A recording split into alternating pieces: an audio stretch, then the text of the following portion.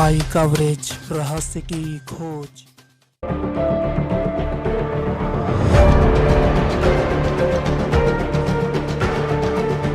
Corona virus के खतरे को देखते हुए देश भर में लॉकडाउन है, जिसके 30 दिन पूरे हो गए हैं और इस बीच गृह मंत्रालय की ओर से एक आदेश जारी किया गया है, जिसके तहत देश भर में कुछ चुनिंदा दुकानें खोलने की इजाजत दे दी गई है।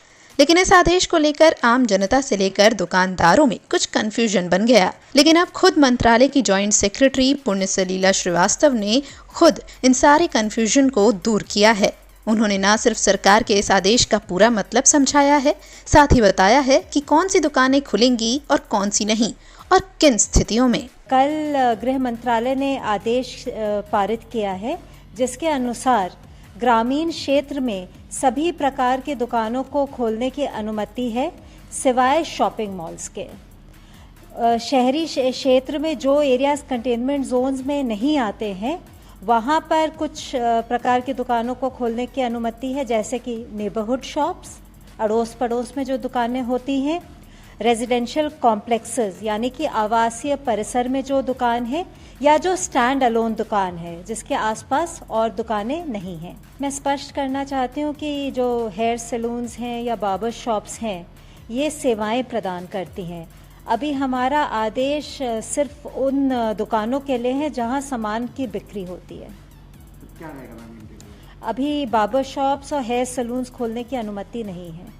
हमारे राष्ट्रीय निर्देश के अनुसार लिकर शॉप्स या शराब की दुकानों को खोलने की अनुमति नहीं है। हमारा ऑर्डर यह है कि कंटेनमेंट जोन्स में इस तरह की दुकानों को खोलने की अनुमति नहीं है।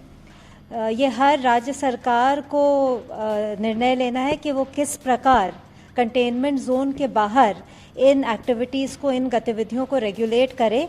बेसिक उद्देश्य ये है कि सोशल डिस्टेंसिंग का पालन हो, भीड़ इकट्ठी ना हो और जैसे कि हम कोविड-19 के संक्रमण को फैलने से रोक सकें।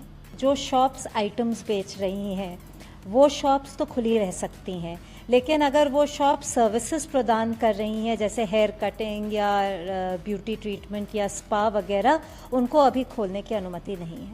ई कॉमर्स के लिए अभी पुराना ही नियम लागू रहेगा। ई कॉमर्स के अंतर्गत सिर्फ एसेंशियल आइटम्स यानी कि आवश्यक वस्तुओं की बिक्री की अनुमति है। यानी अभी उसमें और कोई सामान भी ऐड ऑन नहीं हुआ है?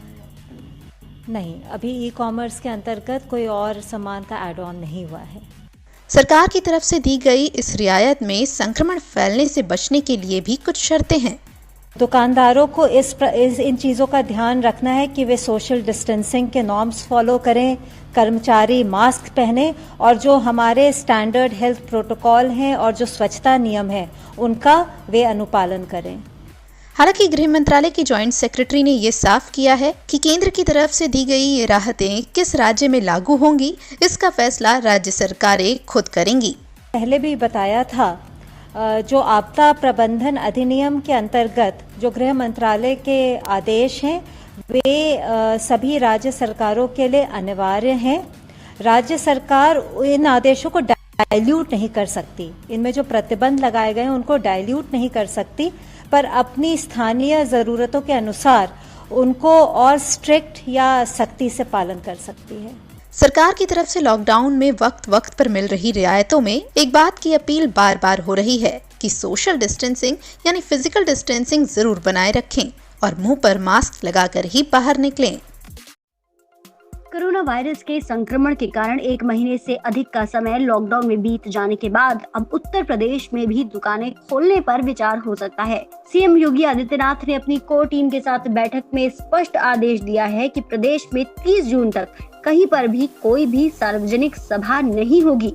शनिवार को सीएम योगी आदित्यनाथ अपने सरकारी आवास पर अफसरों के साथ बैठक कर रहे थे। आपको बता दें कि मुख्यमंत्री योगी आदित्यनाथ ने आज अधिकारियों से कहा कि कोरोना का संक्रमण रोकने के लिए हर जिले में फोकस टीम बनाइए। किसी भी सूरत में वायरस के संक्रमण का प्रसार नहीं होना चाहिए। मुख्यमंत्री ने अधिकारियों को निर्देशित किया कि प्रदेश में 30 जून तक किसी भी सार्वजनिक सभा की अनुमति नहीं दी जानी चाहिए। इसके बाद भी स्थिति के आधार पर आगे का निर्णय लिया जाएगा। उन्होंने निर्देश किया कि कोरोना योद्धाओं के लिए पीपीई किट्स और N95 मास्क की उपलब्धता भी सुनिश्चित हो। मुझे कोरोना से कितना खतरा है? कोरोना से डरो ना, सीधे आरोग्य सेतु पर चले आओ ना। अगर आपके आसपास कोई कोरोना संक्रमित व्यक्ति है तो तुरंत ही आपको अलर्ट मिल जाएगा। नहीं है तो टेंशन मत करो ना, कोरोना का एक्यूरेट ट्रैकिंग करता है ये ऐप। ऊपर से हर राज्य के हेल्प डेस्क नंबर्स दिए गए हैं यहां पर। आप बस सोशल डिस्टेंसिंग मेंटेन करो और आरोग्य सेतु ऐप डाउनलोड करो ना। छोटा हो या बड़ा, हर फोन में होना चाहिए आरोग्य सेतु ऐप।